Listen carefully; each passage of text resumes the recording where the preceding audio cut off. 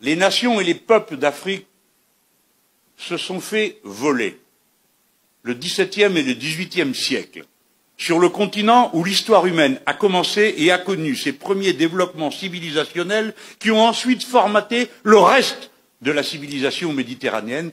Je pense à l'Égypte antique. Vous vous êtes fait voler le XVIe, le XVIIe siècle et une partie du XVIIIe par l'esclavage.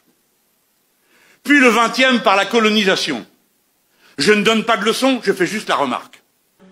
Les médias actuels ne portent leur attention sur l'Afrique que pour donner des mauvaises nouvelles.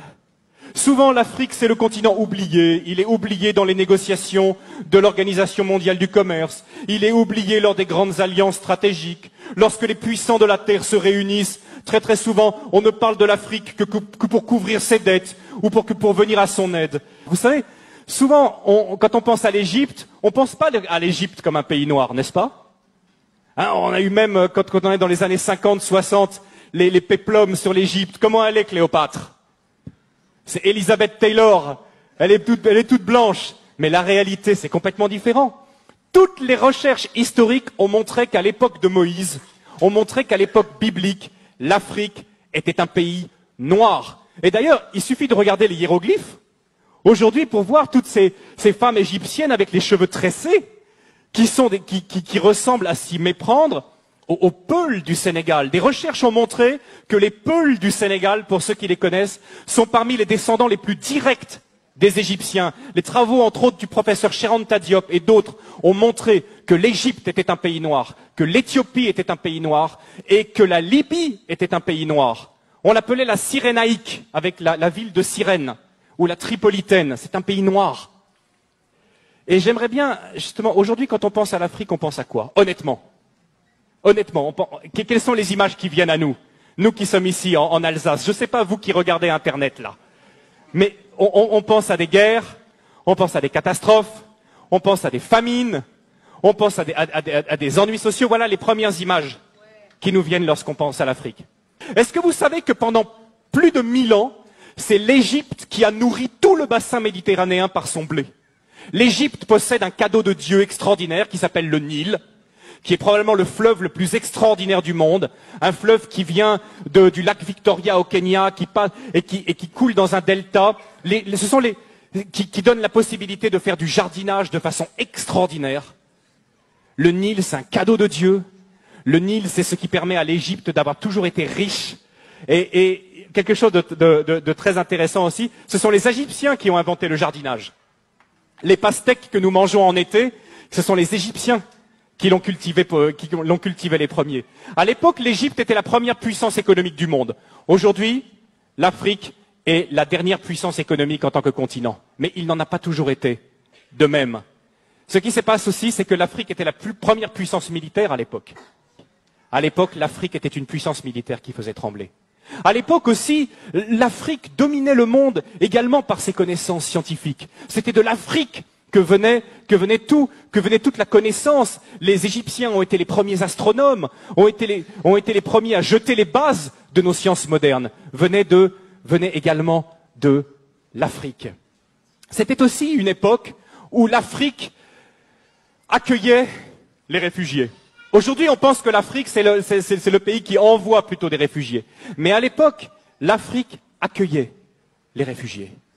La grande différence entre l'Afrique et nous, c'est que l'Afrique et les Africains sont concentrés et se focalisent sur les personnes, alors que nous nous focalisons sur les choses.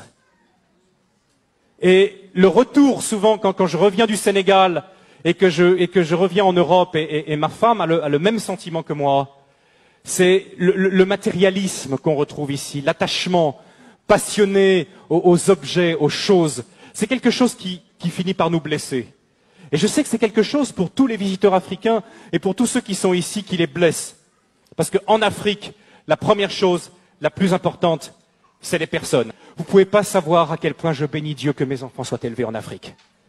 Je bénis Dieu. Vous savez, lors de notre premier retour, après 3 ans passés en Afrique, notre premier retour, on avait une petite fille, notre deuxième, Loïs. Je crois qu'elle avait 2 ans. Et quand elle venait ici en Alsace, elle passait son temps comme ça à lever les mains. Quand elle voyait les gens, elle levait les deux bras comme ça.